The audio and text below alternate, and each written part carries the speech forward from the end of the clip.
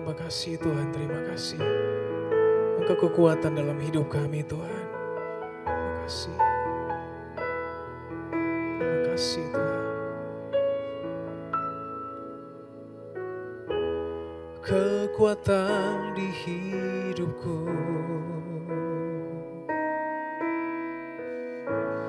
ku dapat di dalam-Mu.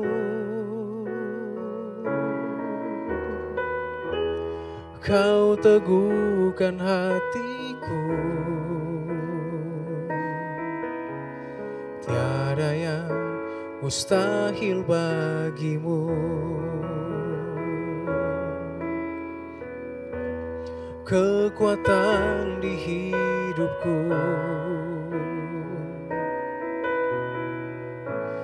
ku dapat di dalam-Mu.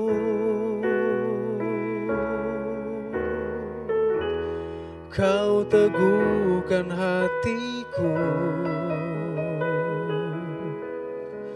tiada yang mustahil bagimu. Sebab aku percaya, bukan karena melihat, namun karena firman-Mu yang selalu digenapi di hidupku. Ku percaya, bukan karena melihat, namun karena firman-Mu tiada pernah berubah.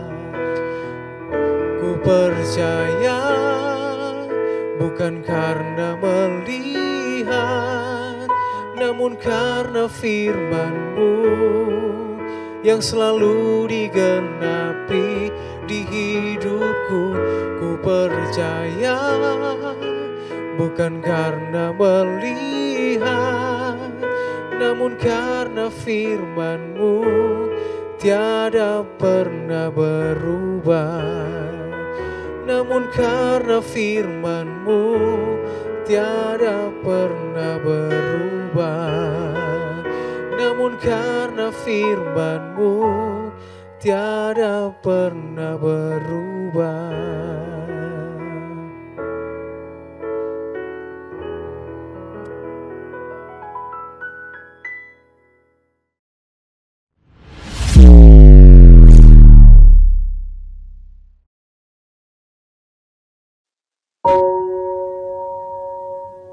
Shalom, selamat pagi, puji nama Tuhan. Kita ketemu lagi dengan sermon kali ini. Sebelum kita merenungkan kebenaran firman Tuhan, kita berdoa. Bapa, kami mengucap syukur, anugerah belas kasihan Tuhan ada dalam hidup kami. Tuhan, terima kasih buat kesempatan yang Tuhan berikan untuk kami belajar kebenaran-Mu. Urapi kami semua, urapi hamba-Mu, urapi yang mendengar, agar kebenaran Tuhan termaterai dalam hidup kami. Dalam nama Yesus kami berdoa, haleluya, amin. Saudara yang dikasih Tuhan, sermon kita kali ini pengenalan Yesus dan salibnya. Saudara yang dikasih Tuhan, banyak kita ketika menawarkan atau ada orang memperkenalkan Yesus dalam hidup kita, ia hanya memperkenalkan berkatnya, ia hanya mau memperkenalkan mujizatnya, mau memperkenalkan yang enaknya. Tapi sebenarnya saudara, pengenalan akan Yesus itu harus satu paket. Satu paketnya itu mengenal Yesus dan salibnya. Apa itu salibnya? Saudara, Filipi 3 ayat 10 berkata begini, yang ku kehendaki ialah mengenal Dia dan kuasa kebangkitannya dan persekutuan dalam penderitaannya, di mana aku menjadi serupa dengan Dia dalam kematiannya. Saudara yang dikasihi Tuhan, Rasul Paulus mau menyampaikan kepada jemaat di Filipi, jadi yang ku kehendaki, yang Rasul Paulus kehendaki ialah mengenal Dia dan kuasa kebangkitannya. Mungkin banyak orang suka dengan kebangkitannya atau melihat spektakuler kebangkitan bersama dengan Kristus, tetapi tidak mau dalam hal penderitaan. Tetapi Rasul Paulus menyampaikan kepada jemaat di Filipi bahwa yang dia kehendaki ialah mengenal Dia, mengenal Yesus dan kuasa kebangkitannya dan persekutuan dalam penderitaannya. Dengan kata lain, orang yang mau mengenal Yesus, mau percaya kepada Yesus, harus mengenal juga salibnya. Apa itu salib?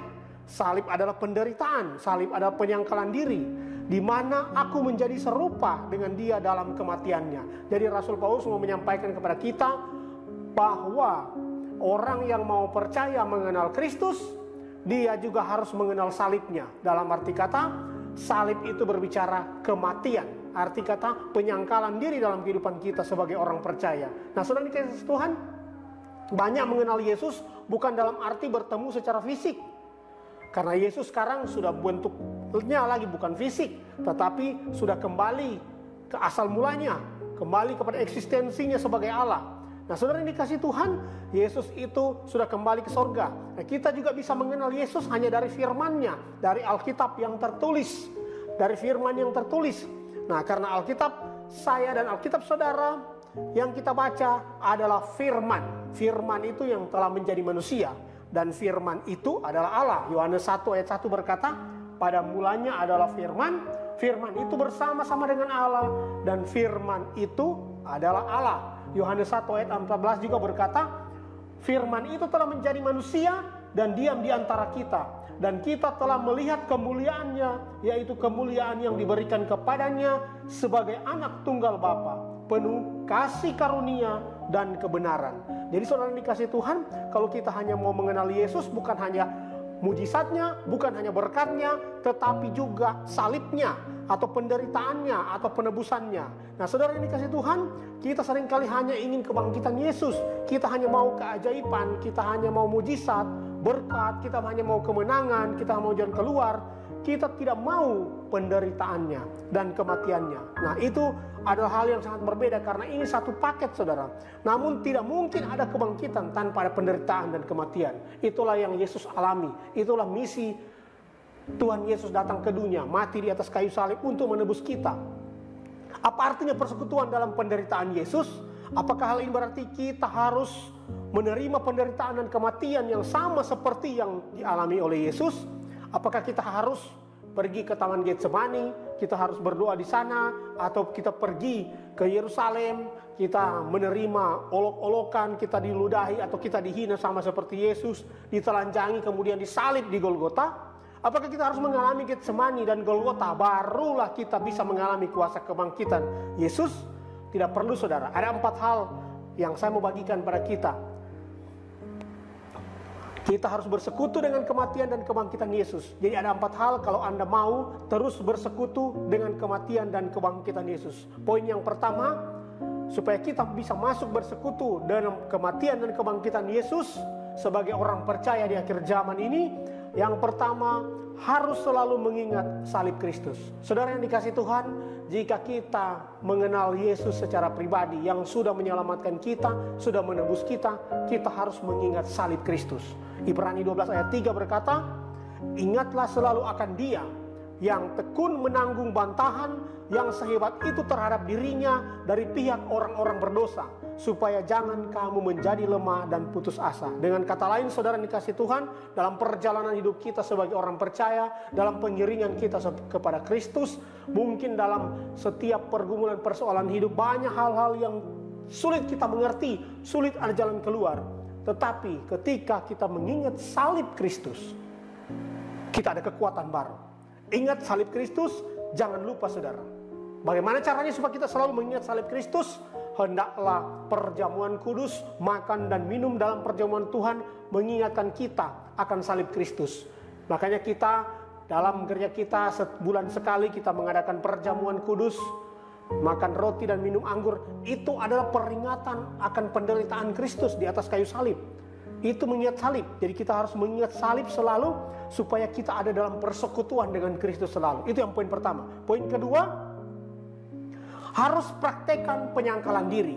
Nah, apa itu penyangkalan diri, saudara? Setiap kita sebagai manusia yang diciptakan Allah punya kehendak bebas.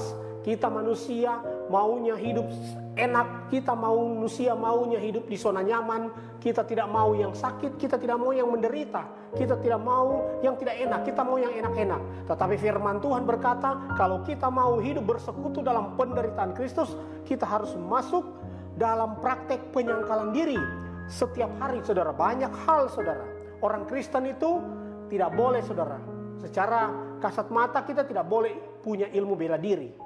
Tapi kita sebagai orang percaya kepada Kristus, kita harus punya ilmu sangkal diri. Apa itu ilmu sangkal diri? Menyangkal segala sesuatu yang mungkin bagi kita enak, saudara. Tetapi karena Kristus, kita tinggalkan segala kenyamanan itu, segala keenakan itu demi Kristus. Nah, dalam kehidupan kita, praktisnya dalam kehidupan kita sebagai orang percaya, mungkin dalam kehidupan kita harusnya hak kita diambil oleh orang lain, atau bagian kita diambil oleh orang lain. Nah, sebagai orang yang percaya mengerti kebenaran, kita harus sangkal diri. Arti kata sangkal diri, hidup kita yang selalu harus menjadi enak, nyaman, tetapi karena Kristus kita menyangkal semuanya itu. Hidup kita ini dibentuk dalam banyak hal, seperti tabiat kita, karakter kita, cara hidup kita, cara berpakaian kita, cara berbicara kita, dan banyak hal. Tuhan tuntut supaya kita serupa dengan Kristus. Maka kita harus menyangkal diri dalam segala hal. Menyangkal diri dalam segala hal, kita harus selalu mengedepankan kehendak Tuhan. Kita harus selalu mengedepankan maunya Tuhan dalam hidup kita. Sehingga hidup kita, saudara, selalu ada cermin Kristus. Hidup kita selalu tercermin dari kasih Kristus.